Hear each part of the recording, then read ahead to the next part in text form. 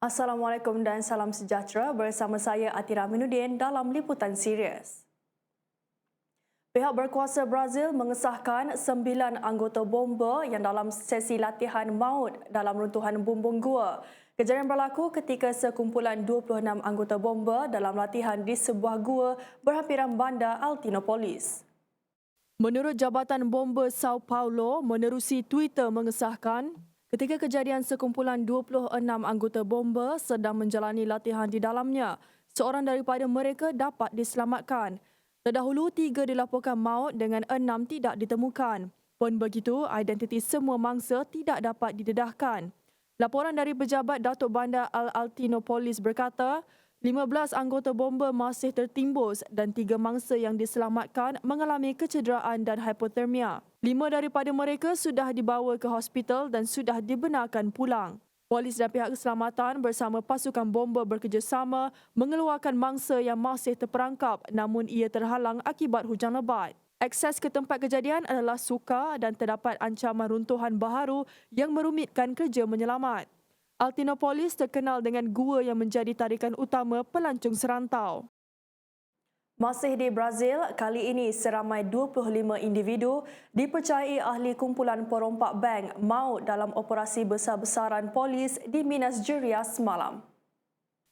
Operasi serbuan membabitkan 50 pegawai bersama anggota polis dan polis tentera ke atas 2 ladang di Varginha. Polis menyerbu 2 ladang yang mana anggota organisasi jenayah yang pakar dalam merompak bank dan ATM sedang membuat rancangan serangan ke atas beberapa cawangan bank tempatan. Menurut polis, 18 daripada suspek terbunuh di ladang pertama dan 7 di ladang kedua.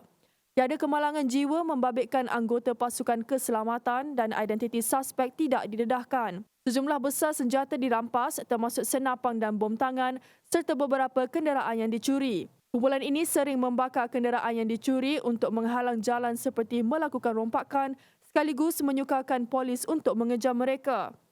Brazil menyaksikan peningkatan dalam kes rompakan bank terancang yang membabitkan senjata biasanya berlaku di bandar bersaiz sederhana di mana laluan melarikan diri dirancang dengan teliti.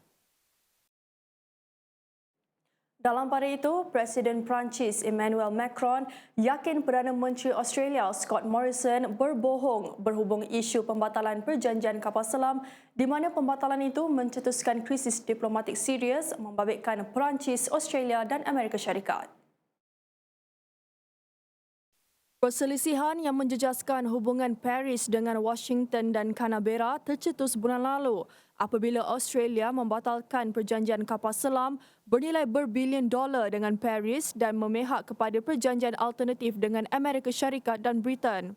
Berikutan itu, Perancis memanggil pulang dutanya ke Amerika Syarikat dan Australia sebagai tanda protes susulan pembatalan kontrak projek kapal selam bersama Australia bernilai lebih 57.7 bilion dolar Amerika bersamaan 238.94 bilion ringgit yang disifatkan sebagai tindakan tikam belakang. Dalam pada itu, Macron bertembung dengan Morrison di sidang kemuncak G20. Kedua-duanya berhubung melalui telefon awal minggu ini dan menyatakan hubungan kepercayaan terputus antara Perancis dan Australia. Panama berjaya mematahkan cubaan seludup 3.5 tan dadah melalui kapal kargo dari Chile ke Belanda. Ia merupakan rampasan terbesar dalam sejarah negara itu. Menurut Pegawai Perkhidmatan Aeronaval Nasional Panama, pemeriksaan dibuat terhadap kapal itu di Pelabuhan Pasifik Panama di mana mereka menemukan 100 beg dengan 3,499 bungkusan barang terlarang itu. Bagaimanapun, jenis dadah yang tiba dari San Vicente, Chile itu belum dapat dikenal pasti. Pasukannya mendapat maklumat bahawa kapal yang membawa kontena itu berlepas dari Chile melalui Panama dengan destinasi terakhir ke Belanda. Panama merekodkan rampasan sebanyak 98.6 tan dadah tahun ini yang mana sebahagian besarnya adalah kokain. Sekian dahulu liputan Sirius, teruskan menonton rancangan menarik yang bakal menyusul selepas ini.